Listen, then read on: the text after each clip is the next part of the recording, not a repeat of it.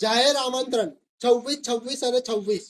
હવે વડોદરા વાસીઓને મારા ખૂબ ખૂબ અભિનંદન 26, 26, 26 માટે. અને એના માટે મુન્નાભાઈએ જાહેર આમંત્રણ રાખેલું છે. હવે જે લોકો જબ્બો લેંગો પઠાની અને કુર્તા પાયજામાના શોખીન છે, સ્ટાઇલિશ પહેરવાવાળા લોકો છે, એ લોકો માટે મુન્નાભાઈએ એક જાહેર આમંત્રણ રાખ્યું છે.